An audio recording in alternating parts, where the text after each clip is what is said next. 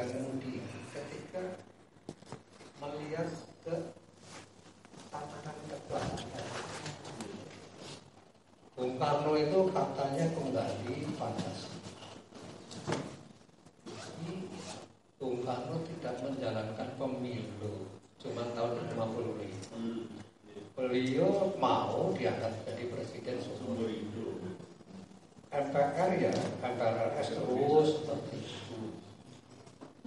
Bahkan sebagai orang yang paling dihormati di Indonesia, kalau Bapak Ibu baca Intisari yang terbaru, itu bagaimana romantikanya Pak Bung Karno dengan perempuan itu. Loh, ini pribadi Pancasila enggak sih? Loh, kalau untuk warga negara biasa tidak apa-apa dia itu pemimpin besar loh ya. Anak SMA kelas 2 dipacari itu gimana? Dalam satu seorang keadilan sosial. Jadi meeting katanya jadi kesangkar. Sudah bingung. Karena demi persatuan Indonesia. Bapak sebagai rayu Fendi sih. Caprok itu Bahkan di dalam pelajaran SMA, saya SMA di SMA Universitas itu ada pelajaran Pancasila boleh diperas, bisa diperas menjadi Trisila. Kemudian bahkan di pelajaran gotong royong.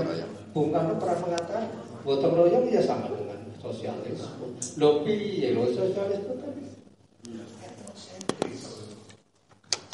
Apa berpusat pada manusia bukan pada Tuhan. Pancasila itu teosentris. Sedangkan sosialisme tidak. Kok bisa digiring menjadi itu? Oke. Bung Karno jatuh, meninggalkan situasi yang kita sangat miskin, luar biasa. Lalu penggantinya Pak Harto mau meneruskan ekonomi berdikari yang dijalankan Bung Karno, ternyata hasilnya adalah kemiskinan yang merata di Solo. Jadi saya mengerti, kita mengerti ketika Pak Harto memilih membuka masuknya modal asing yang telah berubah namanya sangat indah. Ekonominya itu berbelit. Tapi ketika saya namanya kapitalis, Bung Karno sangat anti-kapitalis. Pak Harto penggantinya mengambil supaya dia mengundang kapitalis. Ini yang perlu diperhatikan di segi ekonomi dan gue nanti Pak Surotno di bidang ekonomi kan begini. Kapitalisme kan suatu isme yang memang percaya tentang harusnya penumpukan modal. Harus itu tidak bisa tidak. Dan untuk menumpuk modal tidak mungkin kalau tidak mengutamakan keuntungan. Jadi kapitalisme itu mengutamakan keuntungan lalu menumpuk modal masih ditambah. Katanya orang yang pernah kuliah di Fakultas Ekonomi. Kapitalisme itu akan mengembangkan ekonomi menurut tabiat ekonomi itu sendiri, yaitu menomorsatukan keuntungan dan penumpukan modal. Itu tujuannya. Masih ada tambahan, masih ada anak kalimatnya. Dan kapitalisme tidak berurusan dengan etika sosial, apalagi ketuhanan yang Maha Esa. Kira-kira betul apa tidak? Dan juga sangat pragmatis. Lalu buntutnya nanti juga akan sangat materialis. Nah ini bagaimana kalau kapitalisme didatangkan ke Indonesia yang nyatanya sekarang sudah sangat kuat posisinya di tingkat kekuasaan di Indonesia ini. Yang namanya kapitalisme bahkan sudah masuk ke masjid-masjid. Luar biasa kan? Pengajian di masjid jarum 76 kalau goyo. Lah ini yang di TV itu Ibu-ibu diseragami, datang dari kampung saya. Dibawa ke Jakarta suruh ngaji dengan seragam. Lalu kamu yang tanya nanti ini ya, yang tanya ini loh. Itu semua promosi sebenarnya. Jadi kondisi jadi kapitalisme sudah masuk ke sana. Nah, Pak Harto ini hebat. Mungkin Pak Harto sadar, mungkin, tapi nggak tahu Pak Harto nggak tamat SMA ya. Mungkin Pak Harto sadar bahwa sebetulnya kapitalisme itu ora kur karo Pancasila, ora. Kapitalisme itu intinya materialistik, sekuler, pragmatis. Pancasila itu imani, betul tidak? Wong ketuhanannya Maha Esa itu kan soal iman itu. Sangat etika sosial sangat dijunjung. Padahal kapitalisme tidak dua-duanya.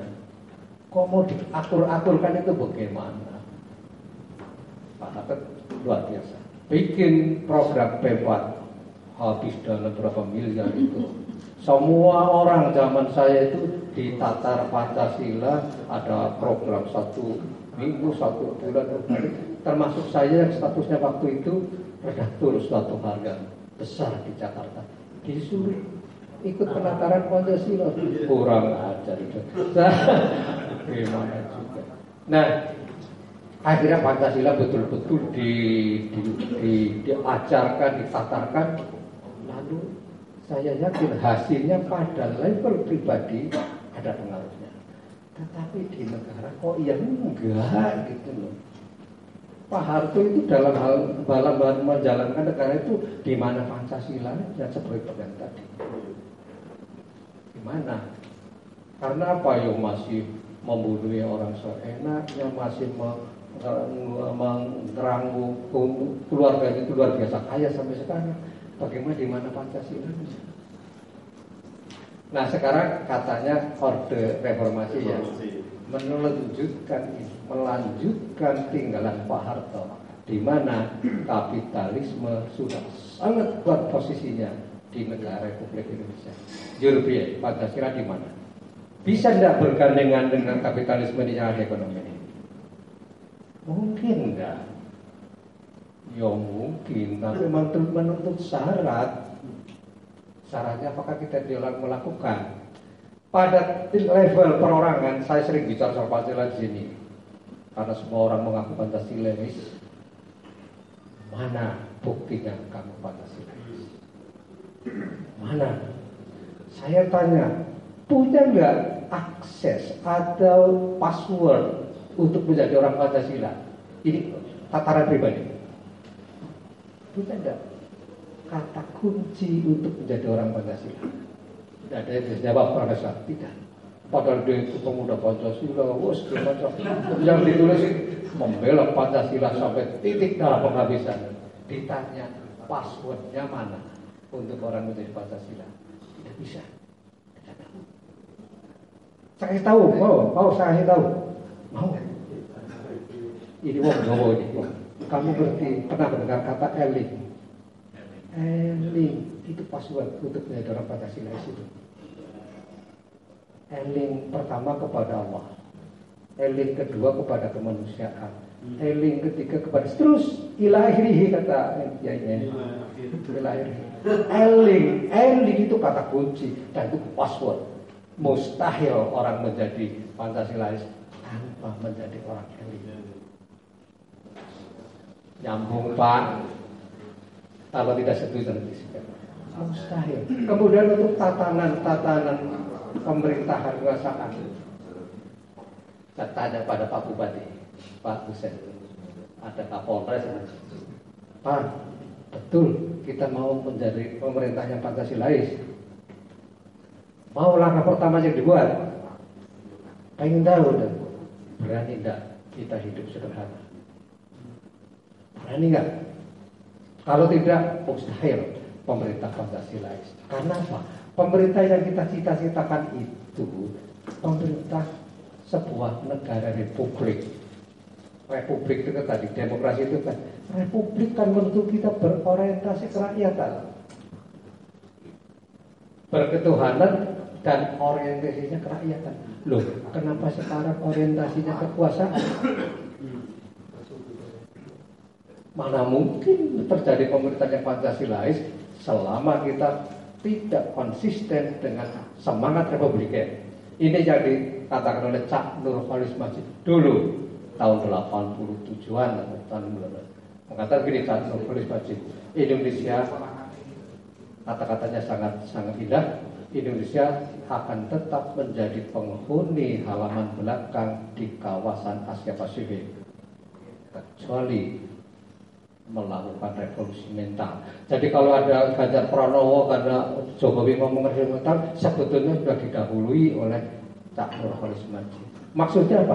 Kembali ke semangat republikan, berorientasi ke bawah. Ini pejabat mana yang berorientasi ke bawah?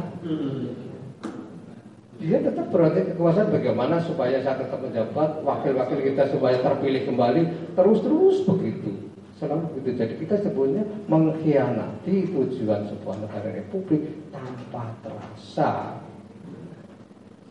Jadi saya teringat Cak Nurholis Majid pasti benar dia bahwa kita sebetulnya tidak mungkin melakukan kemajuan menuju cita-cita kemudian ini tanpa, malah istilah Pak Nurholis Majid istilahnya tanpa melakukan pematahan budaya. Kita kata Nurholis Majid, kita itu berabad-abad hidup dalam masyarakat tradisional yang feodal. Nah, tahun 45 kita hanya melakukan revolusi fisik, revolusi politik, tapi tidak melakukan revolusi kebudayaan. Dari kebudayaan tradisional yang sangat feodal menjadi budaya republik yang berorientasi ke bawah. Tidak dilakukan pematahan seperti itu. Disambung oleh pendapat seorang seniman, Darmanto Yatman. Ini kita kan sebuah negara republik rasa kerajaan. Zaman Pak Harto, Pancasila dibikin pengesahan kekuasaannya. Kekuasaan Pak Harto itu kekuasaan sangat ABS, asal Bapak senang. Bapak Kismu muncul, sebetulnya Bapak Kismu ABS itu bentuk baru feodalisme. Padahal dalam feodalisme konsep perayaannya ada berbeda dengan konsep perayaan dalam Pancasila. Di dalam kekuasaan feodal, kerajaan itu kamulanit. Bukan rakyat warga negara yang punya hak sipil, tidak. Dan seperti itu masih berjalan sampai sekarang. Jadi kalau ada bupati makan ADD, loh, dalam bahasa budaya loh itu haknya kok, itu kan palungguh namanya. Bukan hanya bupati, orang-orang punya jabatan itu menggerogoti anggaran itu di dalam budaya lama, tidak salah kok itu. Nah, ini yang dibaca oleh Cak Nurholis Majid, mestinya ada patahan kebudayaan betul-betul konsisten dengan pernyataan kita sebagai sebuah negara republik. Nah, oke lah, ini belum ini kebudayaan itu masih berlangsung sampai sekarang dalam manifestasi yang baru. Nah, itu tadi sekarang masalah ekonomi. Gimana nanti Pak? Gimana ya? Apakah yang namanya itu Undang-Undang Dasar 45 pasal 33 ayat 1, 2, 3 masih utuh apa sudah diamandemen ya? Mulai. Ada dissenting opinion dari Bu Kalida itu, jadi kalau penjelasannya itu, kalau pasalnya itu masih utuh, penjelasannya dia berlapis. Oh begitu. Intinya ketiganya kan belum dirubah sama sekali. Semangatnya sudah bergeser tadi kan? Semangatnya yang bergeser. Iya. Nah itu kenapa kapitalisme tidak cocok juga dengan koperasi. Ekonomi sebagai usaha bersama tidak cocok ya di prediksi ya, dia akan keluar uang untuk mengamandemen. Silakan nyorok prokurlah ya ketua pansusnya ya. Ya ampun. Padahal itu inti Pancasila dalam perekonomian Indonesia. Maksudnya kan di situ guys. Di situ sudah digeser. Ditambah lagi Undang-Undang Penanaman Modal Asing tahun 71 yang kata kliknya bukan kata saya. Itu draftnya dibuat di Amerika. Ya, seperti itu dibuatkan di sana. sebagai bayaran untuk madegnya Kaisar Soeharto. Seperti itu. Jadi kata Kristiani setelah undang-undang itu diundangkan tahun 71, nama itu cuma nomor 1. Undang-undang pertama yang tidak Pak. Itu kita habis. Kata Kristiani, kita sudah habis. Artinya ekonomi akan berjalan menurut para pemodal itu, bukan untuk menurut Pancasila, tapi untuk para pemodal. Oke Bapak sekalian, tapi saya percaya bahwa Pancasila di tataran masyarakat rakyat itu masih kuat. Jadi saya kira orang-orang bangsanya orang NU, bangsanya orang Muhammadiyah, bangsanya orang Kebatinan, bangsanya orang itu masih menjalankan Pancasila betul. Yang kita pertanyakan adalah, loh, DPR-nya gimana? Eksekutifnya gimana? Para legislatornya, orang yang sudah punya etos Pancasila, apa masih menganggap Pancasila di langit mitos yang terbang di sana? Cuma diucapkan doang secara orang nyata dan tidak menjadi etos mengatur segala perilaku kita. Itu kan repot. Itu. Dan bangsa kita ini senang sekali membuat kata-kata indah yang tidak perlu dijamkan. Saya kasih contoh. Negara adil makmur gemah ripah wa jinawi, indah sekali diucapkan. Mana buktinya? No. Lalu satu lagi, ing ngarso sung tulodo ing madya namun karso tuturi handayani.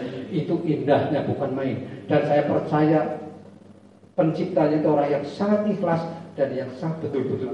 Tapi mana dijalankan oleh para penguasa?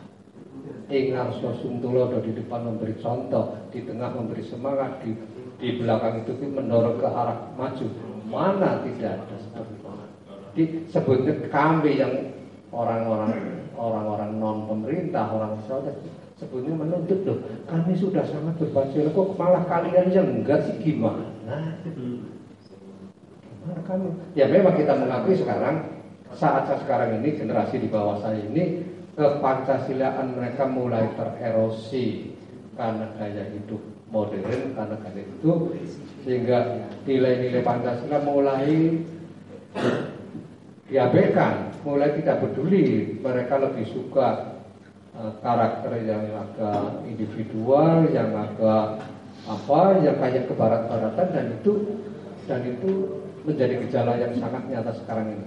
Kalau sekarang ditanya, kalau nanti unsur ditanya masukannya apa ke MPR tentang apa internalisasi Pancasila dalam GBHN, saya cuma punya satu kata: kembali ke orientasi kerakyatan. Karena itu menjadi Pancasila. Dan orang-orang yang NU Muhammadiyah jangan khawatir kata kerakyatan itu, saya kira. Dan jangan khawatir itu meninggalkan ketuhanan, tidak.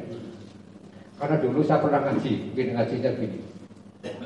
Masih sarungan tuh, nggak pakai celana, ngaji. Kiai saya dong ya. Gini, sebetulnya anak-anak ini ada satu hadis yang panjang meriwayatkan dialog antara penghuni neraka, bukan penghuni surga, dengan Tuhan. Penghuni neraka bertutur, ini hadis qudsi. Penghuni neraka menggugat, ya Allah, kenapa kamu masukkan neraka? Karena kamu, jawab Allah, tidak menjenguk ketika aku Allah sakit. Nah, bagaimana Tuhan bisa sakit? Itu loh tetanggamu yang sakit, kamu tidak pernah menjenguk, jadi kamu sekarang masuk neraka.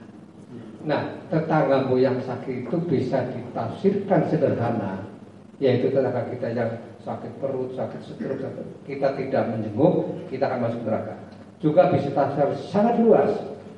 Tetanggamu yang sakit itu yaitu kaum miskin, kaum terjepit, kaum hak teratas, kamu tidak bela, kamu tidak berpihak ke sana. Itu artinya kamu calon penghuni neraka.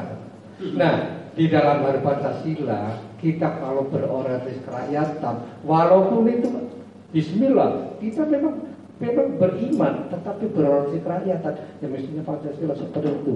Tolong nanti yang menyusun GBHN, tolong kembalikan semua GBHN, semua sisi, sisi ekonomi, sisi politik, sisi budaya berorientasi kepada rakyat. Karena itu alamat Tuhan di sana. Alamat Tuhan itu pada masa penderitaan rakyat.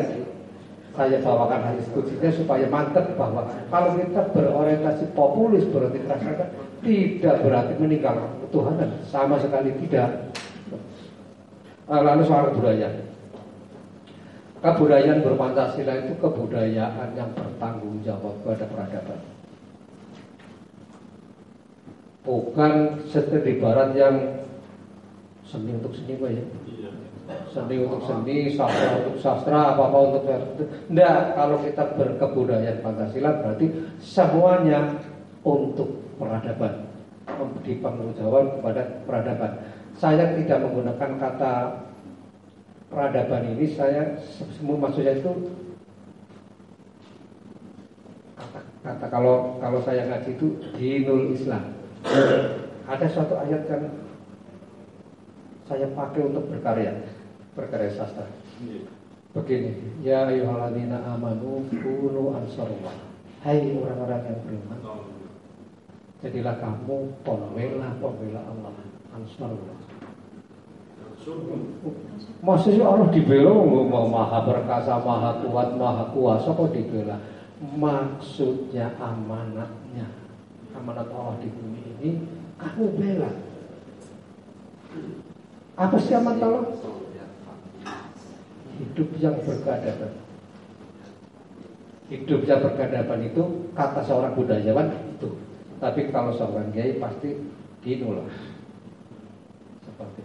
Nah, kalau kita sebagai seniman budayawan itu mestinya berkarya yang bisa dipertanggungjawabkan untuk menegakkan, meninggikan kehidupan yang lebih berkeadaban. Nah, di dalam hal kebudayaan sekarang ini kita ancur-ancuran deh, sudah budaya barat banget. Sudah budaya banget. Padahal banyak orang sekarang ingin berkemajuan. Tentu kita mesti maju. Ke arah mana dulu Pak Mutakin? Ini sama orang ya. Majunya ke arah mana? Kita ini yang Pancasila ini majunya ke arah mana? Apakah ke arah barat seperti itu yang rasionalistik, yang rasionalisme, yang empirisme, yang positivisme, yang akhirnya ujungnya itu materialisme? Ke sana. Apa punya konsep pemajuan yang lain? Yang Pancasila? Kan sudah Pak. Majunya beriman itu loh. Maju yang tetap mengembangkan keimanan kita. Itu gimana? Sebab kita sudah terlanjur maju ya kayak barat itu loh. Dengan teknologi, dengan sains yang demikian maju, maka kita akan ke sana. Tapi apakah mereka meninggalkan iman? Tidak. Pancasila menuntut kemajuan kita tetap tidak boleh meninggalkan keimanan. Nah, jadi begini menurut saya, kalau nanti ada GBHN usul, kita mengusulkan supaya orientasi kerakyatan itu menjadi patok, bahwa GBHN digarap untuk berorientasi kerakyatan. Tetapi para pelaku kekuasaan harus beretos Pancasila dulu dong. Tidak mungkin tidak. Kalau masih beretos entah berantas tapi menyusun GBHN Pancasila, ya Pancasila akan kembali menjadi mimpi. Bung Karno kurang apa, Pak Harto kurang apa, tapi ke Pancasila cuma menjadi omongan saja. Hari-hari ini semua orang menulis Pancasila. Saya khawatir Pancasila akan kembali menjadi verbalisme yang ini. Mendingan orang kampung Pancasilanya bukan orang kampung. Lalu kita ibda binafsi. Kita udah Pancasila belum sih? Masing-masing kita udah Pancasila belum sih? Sudah. Jangan-jangan kita baru pengen ngomong Pancasila. Misalnya, eling enggak sih kita? Jadi wong sing eling ora sih? Eling maring Allah, eling maring manusia, eling maring tetangga paro, eling maring ini dan enggak sih. Jangan-jangan kita cuma asik dengan diri kita sendiri, menjadi egois, memamerkan kelebihan kita kepada orang lain, orang eling Nguru duit setumpuk ora eling, nguru mobil bagus ora eling, nguru wong ayu ora eling. Lho, Pancasila di mana? Ini tataran pribadi loh, tataran pribadi. Jadi saya kira sama hati diri sendiri dari wong sing eling. Saya kira kita nanti kalau orang-orang eling pada hidup, nanti para penguasa pada eling akan bisa terlaksana suatu garis besar haluan negara yang berpancasila dan menuju tujuan kemerdekaan kita seperti apa. Sudah kita tahu, kita berjalan menuju satu tujuan kemerdekaan yang banyak sekali gangguannya. Bapak Ibu sekalian telah mendengarkan ngoyo-woronya Manula yang sebetulnya ingin menjadi Pancasila, keras sekali, ikhlas sekali ingin menjadi Pancasila, tapi bingung melihat kekuasaan yang kok Pancasilanya di mana seperti. Jadi kami sebenarnya bagi rakyat biar itu menagih, loh kami sudah berpancasila kok malah penguasa yang belum berpancasila. Kalau ada salahnya maaf. Assalamualaikum warahmatullahi wabarakatuh. Terima kasih Pak Kiai. Menarik apa yang beliau sampaikan. Nanti jika ada yang ingin bertanya lewat sesi diskusi setelah ini, kami persilahkan. Lagi terima kasih. Yang ketiga, kita beri kesempatan kepada Mas Suroto untuk menyampaikan paparannya terkait dengan ekonomi Pancasila. Silakan Mas. Suruh menghadapi kapitalisme kata Kiai Tohari. Yang saya hormati Pak Kiai Tohari. Saya itu penggemar Pak Faruk dari sejak SMA. Padahal saya tinggal di Merauke dulu waktu SMA. Senang sekali bisa bersama Anda dan Profesor Fauzan senior, mentor-mentor saya ini semua ini alma mater tercinta Unsur. Terima kasih Pak Moderator. Kalau nggak dikasih waktu sama Pak Moderator saya nggak bisa ngomong di sini. Assalamualaikum warahmatullahi wabarakatuh. Salam sejahtera, salam berbahagia untuk kita semua. Bapak Ibu, saya membuat paper yang mungkin agak sedikit geladrah gitu. Mungkin ada yang kurang saintifik dan sebagainya, kurang sana kurang sini, mohon maaf. Karena saya memang menulisnya juga buru-buru juga.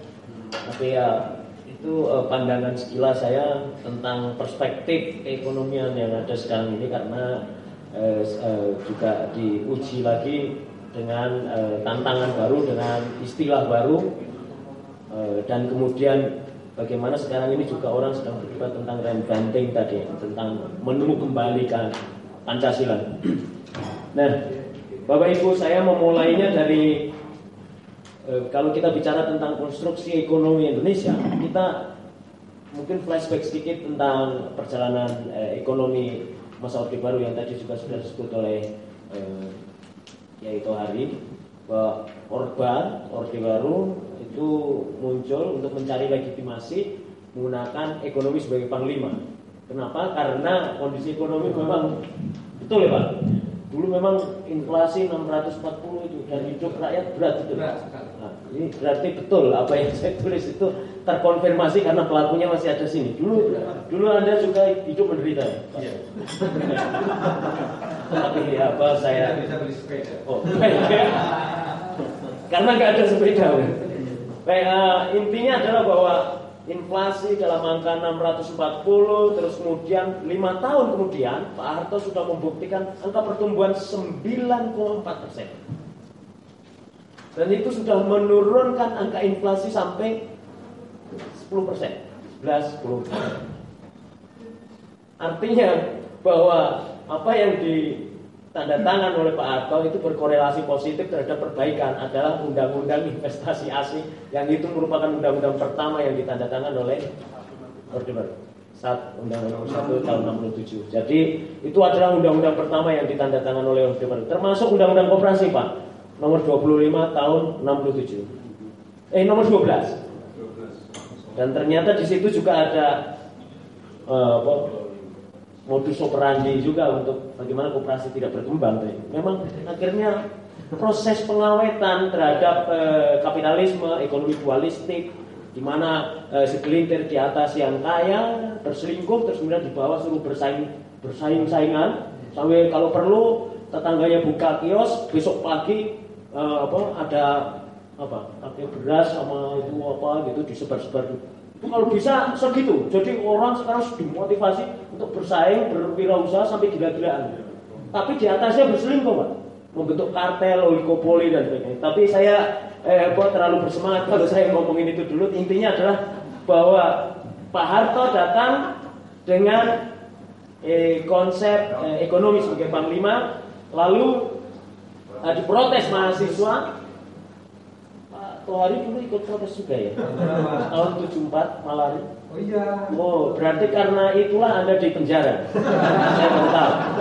Jadi intinya adalah Malari tahun 74 itu protes mahasiswa karena ada dominasi asing, ada ketidakmerataan ekonomi yang diciptakan oleh Pak Harto juga. Pertumbuhan luar biasa. Jadi ini yang saya sebut adalah jebakan dari ekonomi, pertumbuhan ekonomi konstan. Jadi ekonomi harus tumbuh terus, walaupun seharusnya tidak harus tumbuh.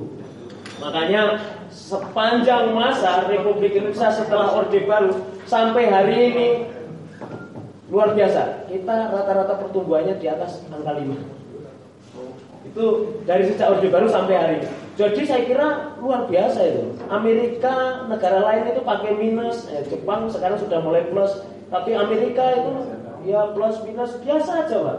Tapi kalau Indonesia enggak, harus tumbuh.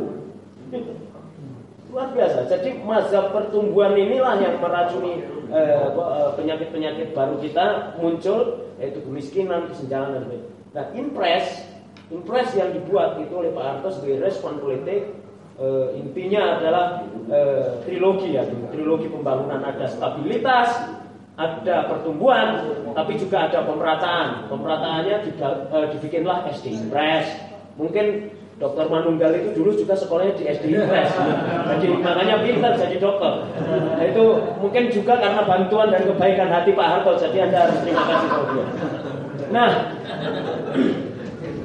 tapi kan langsung lulusnya dari Kotingan, Pak. Dari baru pulang masih fresh dokternya. Tahun 97 itu krisis ekonomi. Itu juga karena sebab musabab ekonomi ini, Pak Harto ini mungkin agak sedikit ya, beliau ini kan agak authoritarian secara politik, tapi ekonominya ini juga mulai terlalu ketat ya. Saya menduganya begitu. Lalu ini ada proses suksesi, sudah digebuk saja lewat krisis moneter. Dan masa suatu bangsa itu bisa hancur hanya karena seorang George Soros? Saya membaca ceritanya kan, saya belum lahir Pak waktu itu, 97 belum lahir saya. Saya kan lahirnya kan jauh setelah Dr. Manunggal. Nah itu krisis ekonomi ini saya kira ini pertanda bahwa ada hal-hal yang harus dikompromikan ulang. Kalau Bung Hatta itu mengatakan ini krisis konjungtural yang selalu tidak lebih dari 11 tahun tapi tidak kurang dari 7 tahun. Nah kalau krisis konjungtural dunia itu terjadi tahun 2008, kurang lebihnya ya memang tahun 2018 sampai 2019 itu mendekati krisis konjungtural. Ini ada tanda-tandanya, ada mulai daya beli turun apa. Semoga ini tidak menjadi suatu perubahan politik yang dahsyat begitu, karena banyak juga rakyat yang akan menjadi banyak korbannya. Nah, era kemudian beralih ke era reformasi yang tadinya state-led capitalism. State-led capitalism itu artinya kapitalis tapi terpusat gitu di tangan otoritarian despot Soeharto ini. Lalu berubah menjadi tetap kapitalis tapi market lead, dipimpin oleh pasar. Sepenuhnya semua diuji oleh pasar, semua diuji oleh bisnis. Jadi kalau Anda itu adalah seorang politisi yang baik atau tidaknya ditentukan oleh pasar. Bahkan Anda pinter atau bodoh pun itu ditentukan oleh pasar.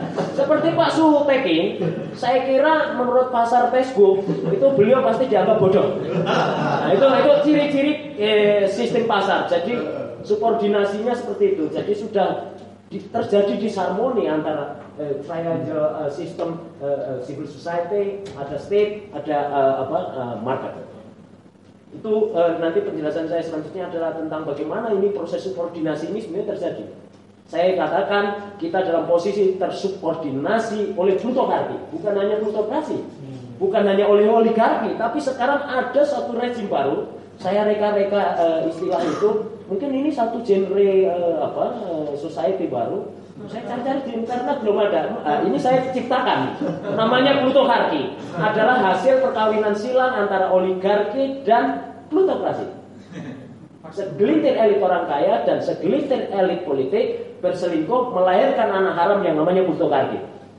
Nah, era reformasi itu semua dari konsep marketplace itu sebetulnya doktrinnya itu mengikuti apa yang sudah dikampanyekan secara internasional yang didorong oleh Margaret Thatcher dan juga Ronald Reagan, terutama dengan komitmen Washington Consensusnya. Intinya Washington Consensus itu apa? Adalah yang dimulai dari Uruguay Ron, terus kemudian terus yang intinya adalah ada 3 matra besar bahwa dunia there is no alternative. Jadi tidak ada alternatif lain, tidak ada Pancasila. Kalau kamu anti Pancasila, kamu harus saya bunuh. Intinya gitu. Sama Pak. Jadi kalau ada yang ateis di Indonesia ada nggak ya? Saya kira banyak. Tapi kan tidak harus diekspos gitu. Karena kalau diekspos pasti kena MPRS, kena Pancasila, kena ini. Tapi saya yakin mungkin di ruangan ini mungkin ya. Saya lihat kalau Doktor Madunggal ini ada gejala-gejala.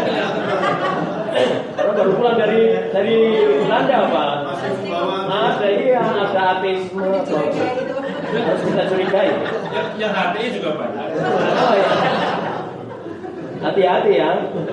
Nanti saya laporkan. Jadi era reformasi ini sebetulnya adalah hanya perubahan paradigma dari state-led capitalism kepada market-led capitalism. Yang intinya semua moda cara Anda bersosial, berbudaya, berpolitik itu ditentukan oleh selera pasar. Bahkan cara Anda bermiliter pun ditentukan oleh selera pasar. Siapa yang membayar tentara kita dengan lebih besar, berarti dialah yang akan membela. Saya terus terang Pak, saya tidak benci namanya Pak Ahok waktu saya tinggal kemarin di Jakarta kan saya tapi saya tidak suka kalau menggusur orang miskin. Saya nyatakan terbuka. Kamu sok tahu. Sama aja Pak, kalau yang gitu-gitu pasti dibully. Intinya adalah bahwa Anda harus mengikuti semua selera pasar ini. Dan kemudian Washington Consensus itu trimatra itu liberalisasi. Jadi seluruh dunia ini harus menjadi free trade area. Jadi harus jadi area pasar bebas. Yang artinya kalau bebas itu dalam arti tidak ada fairness, tidak ada keadilan, tidak ada equality di situ. Maka yang terjadi adalah bayangkan saya sama Profesor Suteki terus suruh berdebat persoalan hukum, ya saya pasti kayak di jilid pertama kan gitu. Nah itu free trade itu artinya bebas keluar masuk barang, modal dan jasa semua kayak gitu. Dan itu untuk apa? Konstruksinya nanti saya akan coba jelaskan sedikit. Pandangan saya adalah bahwa sesungguhnya kita itu bukan hanya di dalam jebakan pertumbuhan, tapi kita juga berada dalam debt trap, terus kemudian consumption, jebakan konsumsi, jebakan hutang, terus kemudian ada lagi jebakan modal, jebakan debt. Kita sebenarnya sudah terjebak dan kita menjebakkan diri dengan senang hati. Intinya bebas, harus barang, harus modal dan jasa. Nah kemudian state itu berfungsi, kalau dulu zaman Pak Harto itu berfungsi sebagai penjaga malam. Artinya menjaga betul investasi asing itu dengan undang-undangnya aja dibuat nomor 1. Kalau Anda mulai bicara-bicara ini investasi asing apa segala macam, awas, gua kirim. Betul ya Pak? Terkonfirmasi Marsina apa? Bukan hanya Marsina. Saya kira korporasi-korporasi yang ada sampai hari ini pun itu tidak lepas dari saya Pak datang ke PTPN di beberapa daerah. Saya lihat ini VOC sudah tidak ada, tapi feodalisme dari korporasi itu luar biasa. Dan terjadi kejahatan kemanusiaan yang luar biasa. Dan saya konfirmasi seperti kasus di Kalimantan Barat, ada seorang Romo baru. Saya tanya, Romo, Anda saya lihat sering sekali kremasi, maksudnya menguburkan orang meninggal. Itu orang meninggal itu katanya meninggalnya ada di perkebunan sawit. 1 bulan itu Romo mengakui 9 orang dan tidak jelas itu siapa yang membunuh. Bayangkan Pak. Dan itu terjadi sekarang, tidak masuk media, tidak masuk Facebook mungkin karena tidak punya smartphone. Itu sebetulnya juga agak juga ini hati-hati ya, ruang publik kita itu sebetulnya mungkin juga mengalienasi juga kelompok-kelompok yang tidak punya smartphone. Saya lihat Pak Tuhan nggak punya smartphone. Pasti beliau orang teralienasi oleh Facebook. Tapi informasi A1 selalu masuk. A1.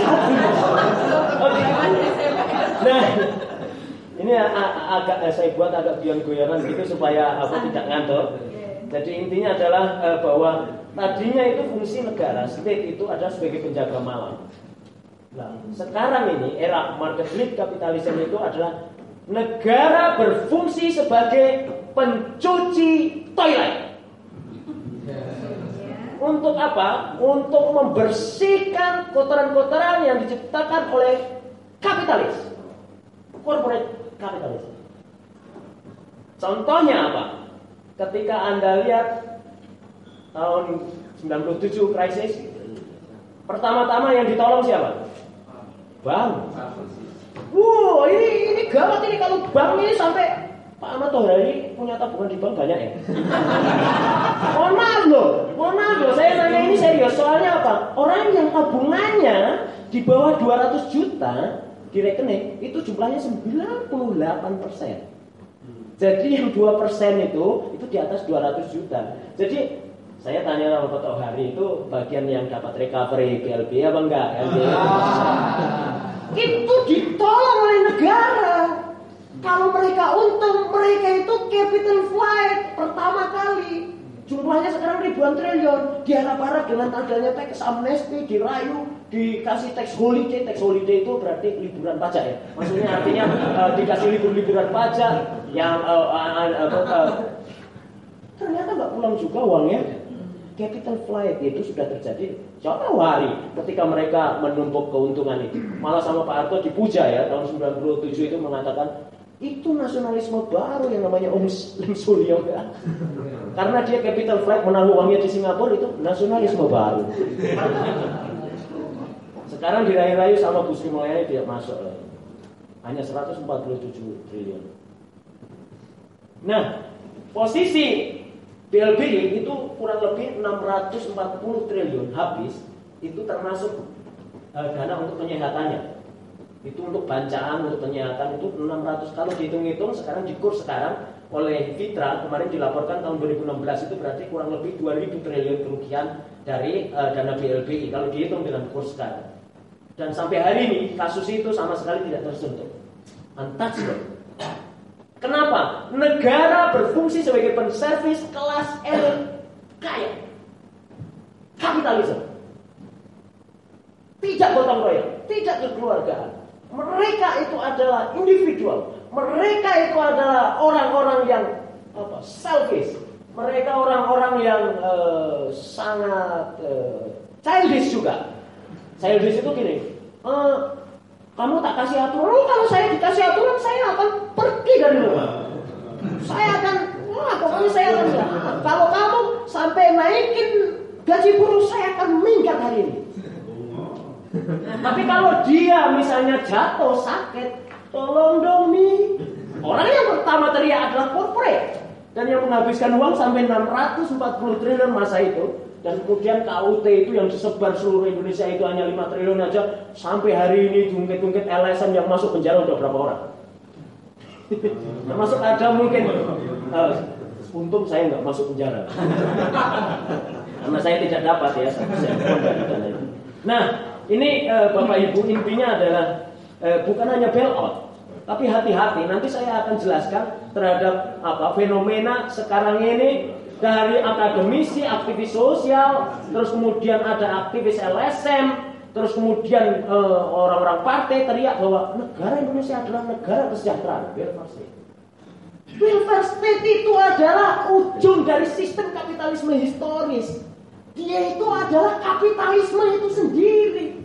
Nah, kalau Bung Karno mengatakan anti kapitalisme, Cokroaminoto mengatakan kapitalisme itu zonde, betul Pak Dokter Pardai zonde,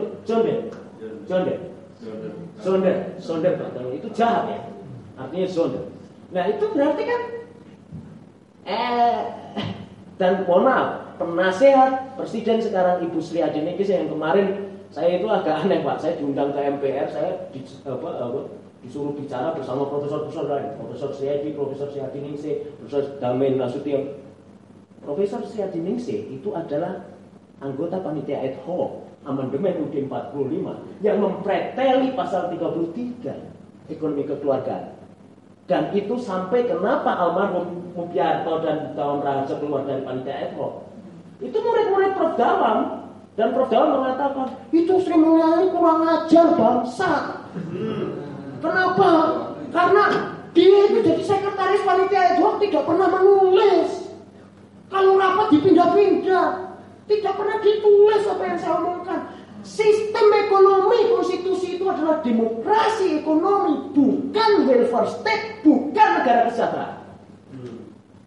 Itu terkonfirmasi. Jadi kegelisahan beliau tadi, tapi ada dissenting opinion. Kalau orang hukum ini kan selalu cari celah-celah gitu supaya dissenting opinion Ibu Farida boleh digunakan 3 pasal itu asal tidak tidak dirombak sama sekali yang itu berarti penjelasannya berlaku aktif. Ya, yang keempat 5 ya, sistem ekonomi perintahnya kita juga belum berhasil. Nanti saya kira kita kalau diskusi lebih lanjut dalam kelompok-kelompok itu workshop mungkin perlu juga segera itu amanah UUD 45 membentuk sistem perekonomian nasional. Itu kalau bisa dari Purwokerto untuk Indonesia kita sajikan sistem perekonomian Indonesia, undang-undang sistem perekonomian Indonesia. Setuju? Ya itu harus kita kasih referensi. Jangan yang membuat undang-undang itu orang DPR terus gitu. Kajian akademiknya kan harus ada ya. Kalau enggak Pak, cuma titip pasal semua Pak. Saya orang yang 1,5 tahun berjuang mati-matian di depan majelis sampai kemudian ya tentunya karena dukungan beberapa profesor juga, dukungan batin biasanya.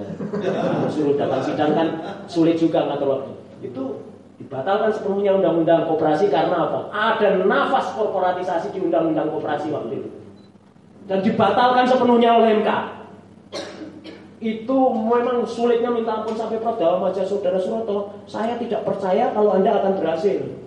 Kenapa? Karena saya ini sudah menguji bolak-balik hakim majelis konstitusi itu tidak paham persoalan ekonomi. Memang tidak ada yang backgroundnya ekonomi ternyata. Nah, itu mungkin perlu dipikirkan juga. Mungkin hakim-hakim MK jangan dimonopoli oleh fakultas hukum lah. Saya juga pengen jadi hakim. Supaya ada kesalahan. Tidak ada ya tampang. Mengerikan kalau saya mengambil keputusan dengan gaya meledak-ledak gini. Ekonomi yang jadi pangkal itu jangan jadi ujung. Itu peringatan Bung Hatta. Artinya apa Bapak Ibu? Ekonomi ujung itu artinya adalah ekonomi eksportasi ekstraktif. Ekonomi ekstraktif itu sumber daya alam kita, batu bara, sawit itu ekonomi ekstraktif. Itu harusnya itu ujungnya. Yang pangkal itu adalah panen sama energi. Itu yang harus digarap. Lah terus kalau negara kita itu waktu itu masih importasinya tinggi juga ya Pak. Makanya dari barang impor ya Pak. Bulgur aja impor, kan keterlaluan juga. Bulgur. Nah, kalau kita masih ada impor pangan, maksud Bung Hatta, ini bukan teori. Bung Hatta juga ngasih solusi. Kita sekarang ini Indonesia ini posisinya juga kan sedang kita itu ekonominya tumbuh tapi pertumbuhannya itu 70-80% itu adalah disokong dari sektor konsumsi. Dan konsumsinya itu importasi pangan bahan jadi. Nah, bagaimana solusinya? Sebetulnya kita tinggal menaikkan impor barang dan bahan baku modal. Impor barang modal dan bahan baku untuk mendorong sektor pangan dan energi. Nah, otomatis kan akan terjadi substitusi. Jadi apa yang kita makan sekarang lama-lama tergantikan dari singkong yang sudah jadi bentuknya mungkin karena kita punya mesin untuk mengolah supaya singkong itu bolet ya. Boleh tapi keluar langsung jadi burger gitu. Masuk langsung jadi burger. Itu kita punya mesinnya, dan mesinnya kalau perlu gratisin pakai APBN semua. Jadi di rumah-rumah kita punya pabrik-pabrik kecil, bisa mengolah apapun dari yang dimiliki di kebun. Insya Allah tidak akan ada deindustrialisasi. Karena apa? Basis deindustrialisasi itu sebetulnya karena juga capital driven selama itu. Nah, kalau kita kembalikan itu ke ekonomi domestik, Bung Karno itu juga, alhamdulillah, saya kemarin juga habis membeli buku yang diterbitkan oleh komunitas bambu, judulnya Mustika Rasa. Itu adalah perintah Bung Karno untuk mengumpulkan resep-resep masakan seluruh Nusantara, yang tebalnya buku itu 1400 halaman. Dan itu walaupun beliau sudah turun tidak jadi presiden, tapi Menteri Pendidikannya sempat mencetak itu. Dan Bung Karno itu intinya memberikan message yang sangat kuat sekali.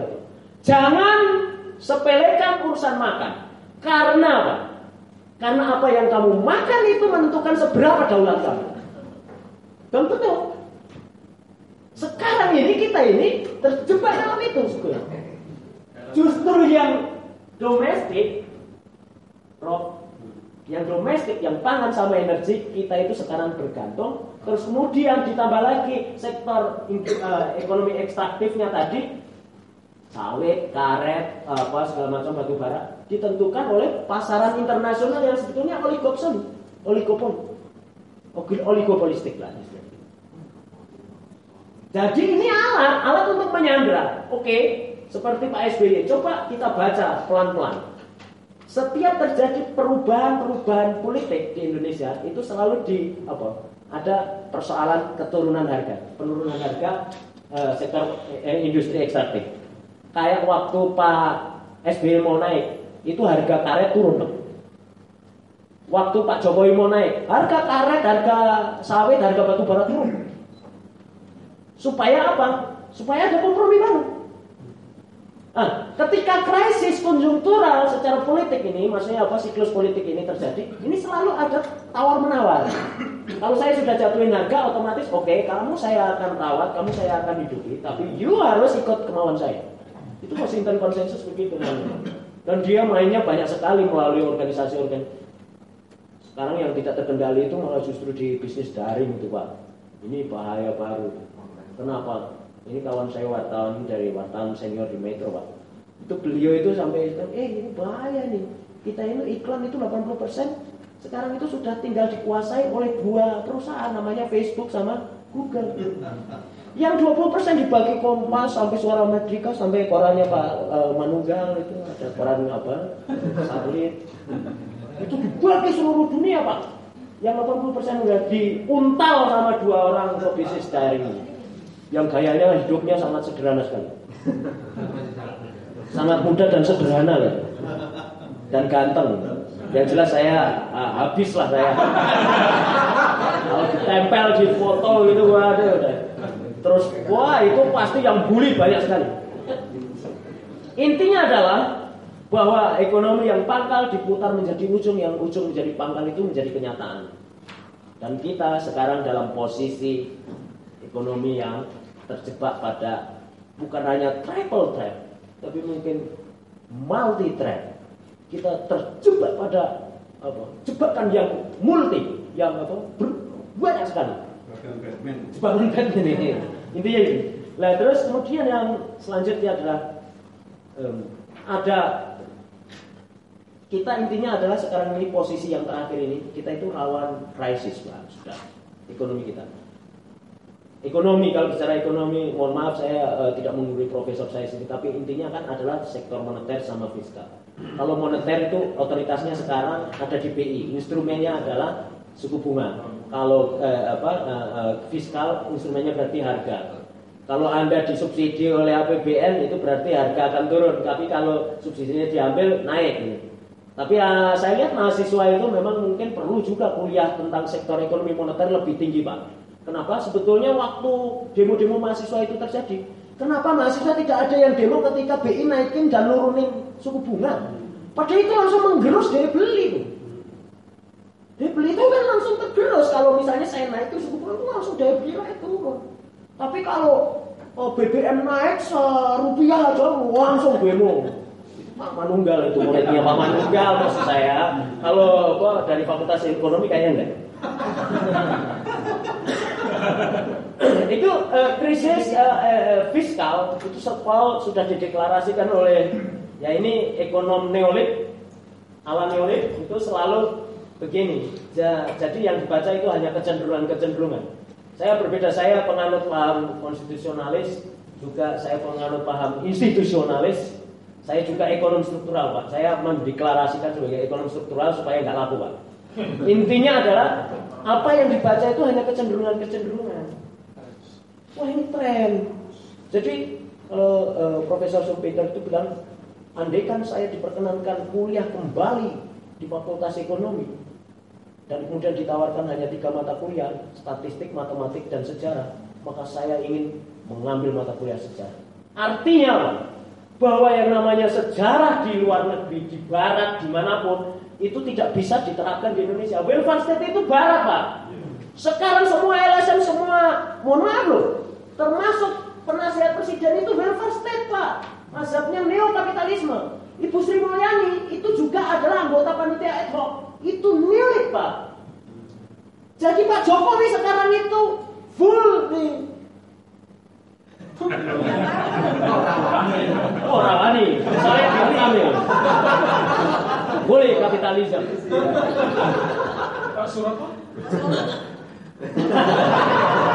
Nah, intinya adalah bahwa utang kita sekarang sudah 3.672,33 triliun. Itu kemarin saya statement juga di media dan langsung diviralkan kelompok-kelompok PKS Yungan apa itu pas banget.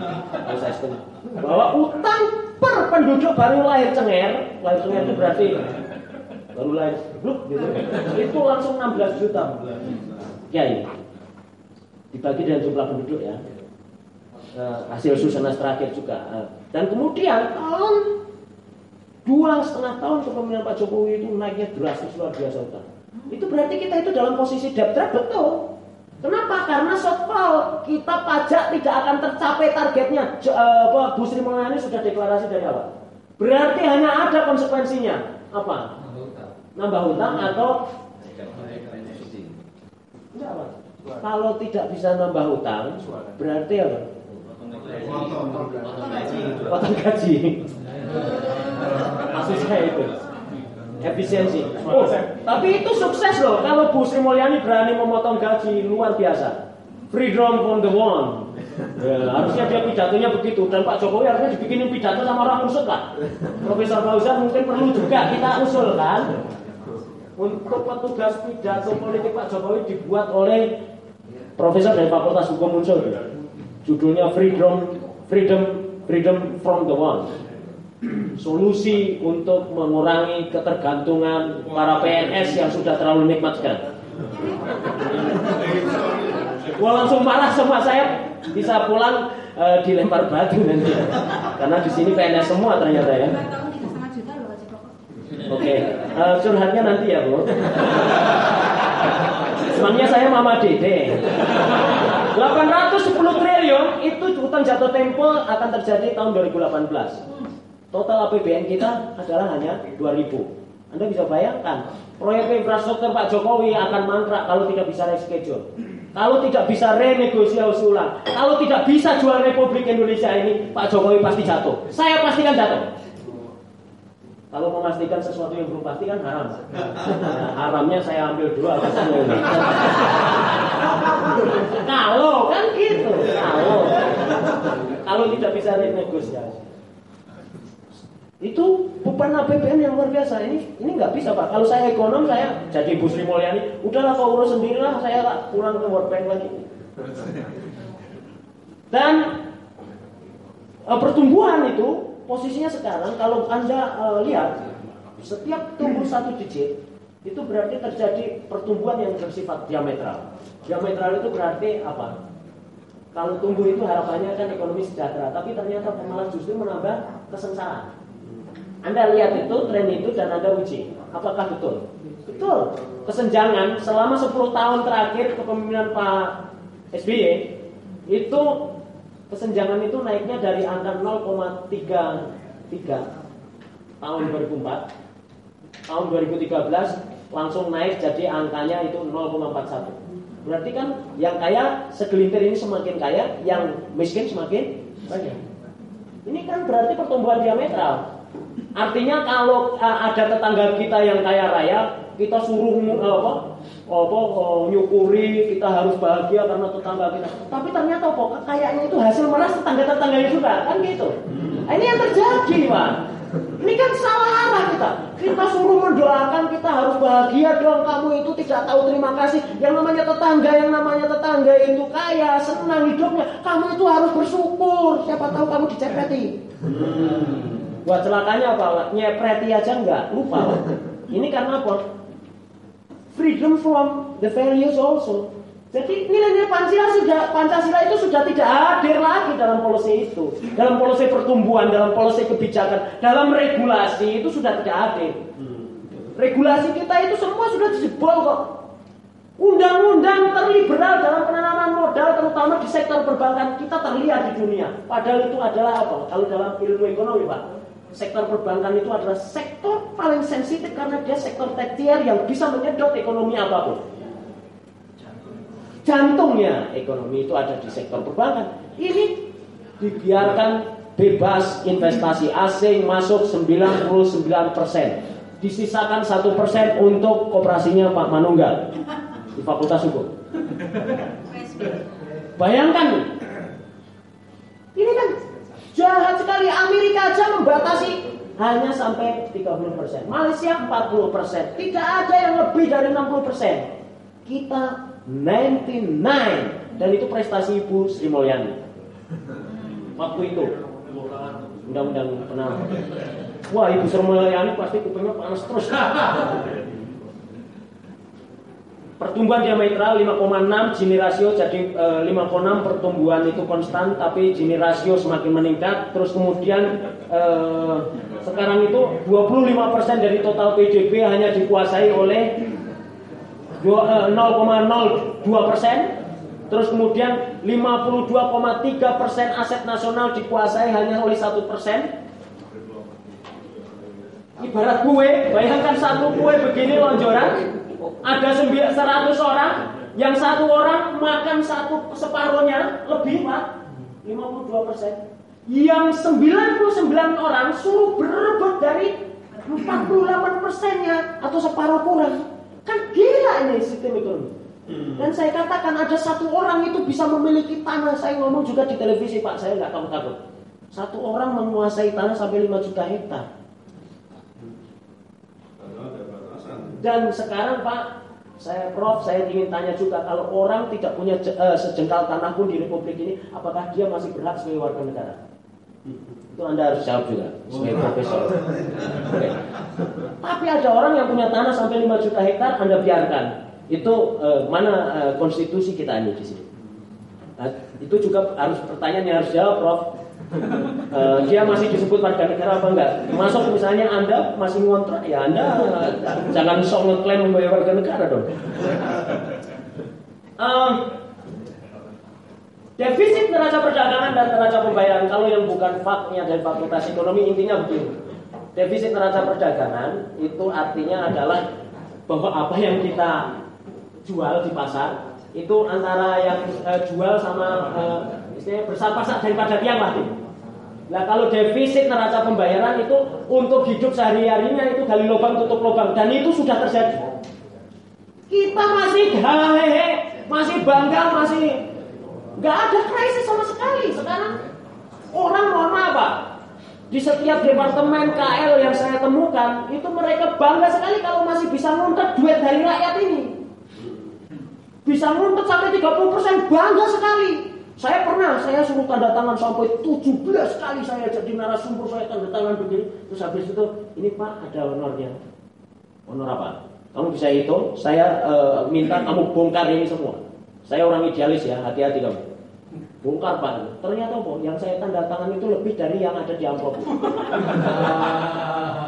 Saya bilang, semua yang saya tanda tangan tadi, saya ambil semua, saya coret semua. Saya ambil itu mapnya. Dan saya tidak akan terima uang itu. Anda akan memenjarakan saya dengan cara seperti ini kan?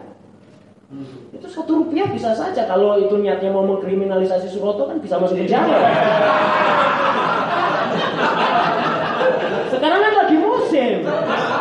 Coba hati-hati. Anda hati-hati loh Pak Suteki. Bung Hatta itu saya suka sekali Bung Hatta. Kalau Anda dalam berpikir saja sudah tidak bebas, apalagi dalam beragama. Dan luar biasa. Sebetulnya kritik beliau itu luar biasa lagi. Bung Hatta itu pertama-tama yang dikritik bicara tentang demokrasi itu adalah Vatikan, Pak. Vatikan saya setuju dengan konsep solidaritinya Vatikan. Kamu adalah saya adalah kamu itu. Saya setuju. Tapi yang saya tidak setuju adalah bahwa ada interpretasi tunggal terhadap kebenaran. Dan seorang Kopernikus itu diancam dibakar hanya karena dia mengatakan bahwa dunia itu adalah bulat, kan gitu. Padahal menurut Vatikan itu harus datar, kan gitu. Terus kemudian diulang lagi 1000 tahun kemudian oleh Galileo Galilei, itu kemudian baru di saudara saya anggap benar dan saudara itu saya anggap namanya baik-baik sebagai ilmuwan, itu baru tahun 2008. Bayangkan Pak, 2008 butuh 1500 tahun.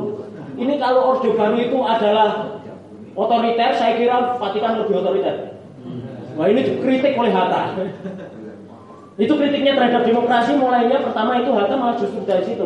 Dan beliau mengambil statement tadi, apabila Anda tidak bebas dalam berpikir, maka Anda tidak akan bebas dalam beragama. Agama saya apa ya? Islam. Pak Oji, mohon maaf ya, Pak Kiai. Defisit neraca perdagangan dan neraca pembayaran, bahkan sekarang itu defisit fiskal kita itu hampir di atas 5 minutes. Intinya adalah bahwa ada bonus demografi tahun 2030 yang itu bisa juga jadi bencana demografi. Kenapa? Karena apa? Terjadi deindustrialisasi, anak-anak itu sudah tidak lagi punya rumah untuk bernaung di rumah, di desa, terus kemudian pergi ke kota. Ternyata 5 tahun terakhir statistik juga deindustrialisasi. Itu artinya apa? Berarti dia mencari pekerjaan tidak dapat. Saya kemarin juga sampaikan di MPR, sama aja Pak. Bonus demografi kalau dalam posisi seperti ini dan tidak ada perubahan sama sekali secara radikal, maka yang terjadi adalah apa? Radikalisme. Agama-agama baru yang menawarkan agama-agama baru. Dan agama itu apa? Agama kekerasan. Itu tawarannya. Karena apa? Anak muda itu akan komposisinya itu 70% Pak, struktur penduduknya tahun 2030. Tetap puncaknya dari bonus demografi tahun 2030. Bayangkan, anak-anak muda ini 70% loh, milenial, ale-ale, terus kemudian nggak ada kerjaan. Saya bisa dibully saya ngomong ale-ale, tapi saya akan mengatakan bahwa saya juga generasi milenial. Bahaya. Bonus demografi bisa bencana demografi. Tax holiday, jadi insentif terlalu banyak, ada tax holiday, tax amnesty. Ini untuk usaha-usaha besar. Tapi yang celaka apa? Tax amnesty ternyata banyak yang malah justru UKM. Terus kemudian apa? UKM yang mikro, yang modalnya aja untuk jualan cilok itu aja utang rentenir yang relasi itu Pak. Itu luar biasa, masih dikenai pajak final. Namanya pajak final itu ditandatangan tahun 2013. Sampai hari ini katanya janji Jokowi akan dicabut. Bahkan saya mengadvokasi itu, saya bersama 30 UKM saya temenin sampai ketemu Pak Jokowi langsung di istana Pak. Dan berjanji di media, Anda bisa cek, seluruh media itu memuat itu. Jokowi akan menurunkan pajak untuk UKM mikro. Tapi apa? Itu terjadi setahun yang lalu dan hari ini juga tidak jalan. Kalau urusan bagaimana pemimpin mengalami deviasi, degradasi moral apa segala macam Pak, saya katakan ternyata itu malah justru rumusnya pemimpin. Pemimpin itu adalah mengatakan apa yang dia tidak kerjakan dan mengerjakan apa yang tidak omongkan. Allah mau sukses jadi pemimpin.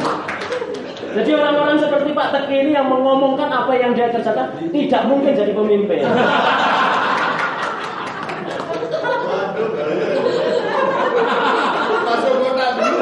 Pemimpin atas diri Anda sendiri itu lebih penting. Karena apa Pak? Lebih penting sebetulnya kemauan kita daripada kekuasaan dan jabatan kita kan? Oke.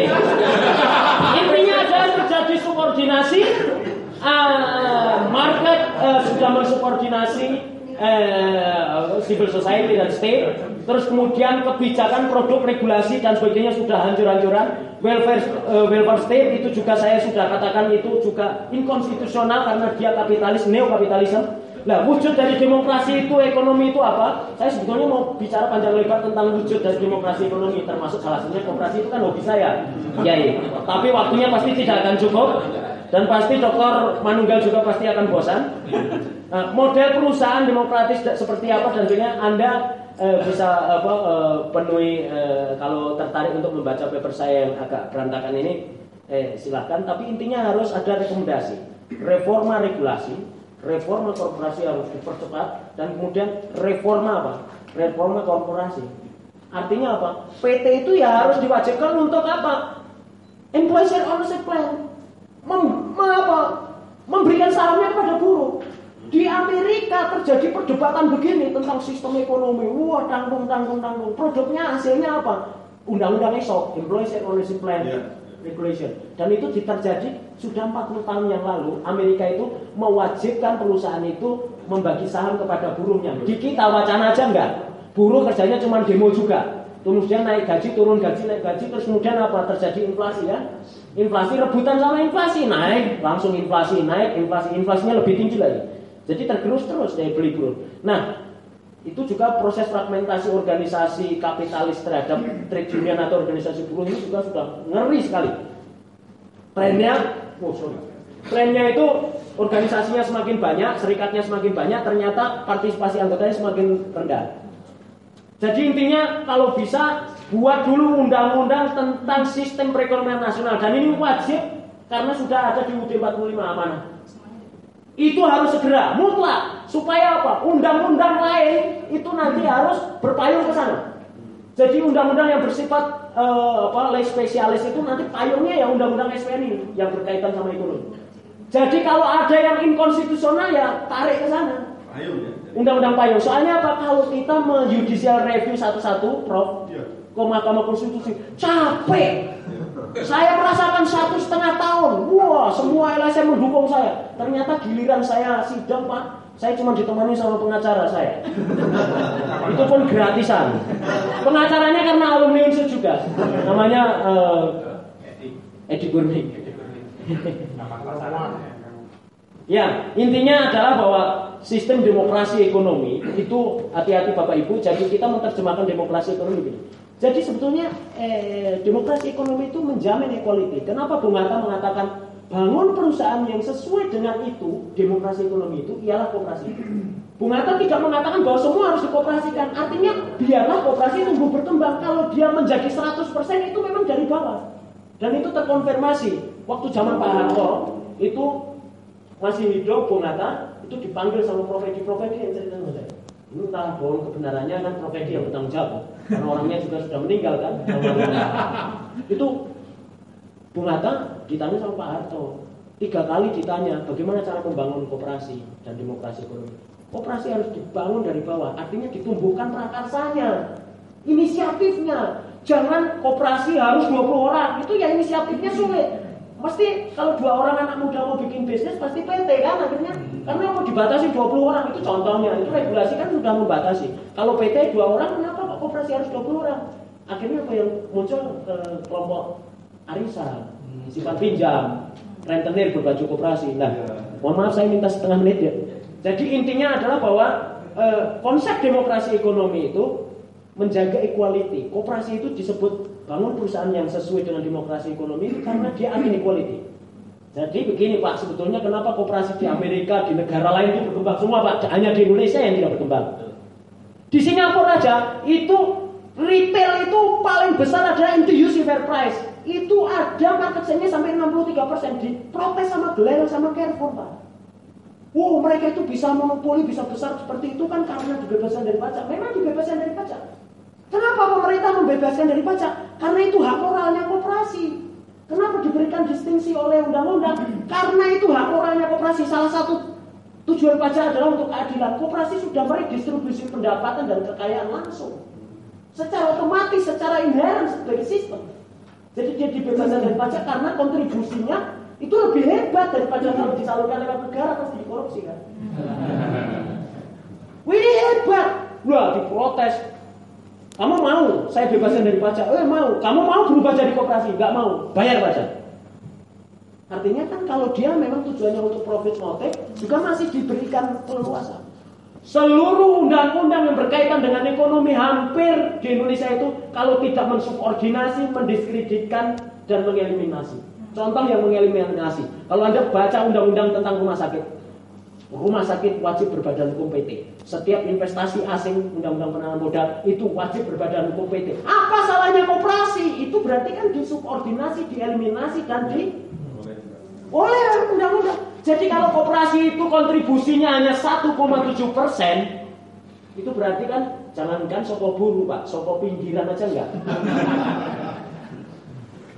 Saya kira demikian. Terima kasih. Wassalamualaikum warahmatullahi wabarakatuh. Terima kasih Mas Suroto. Tidak salah saya menempatkan Anda di bagian akhir, jadi bisa menghangatkan suasana kita pada siang hari ini. Baik, sesi berikut.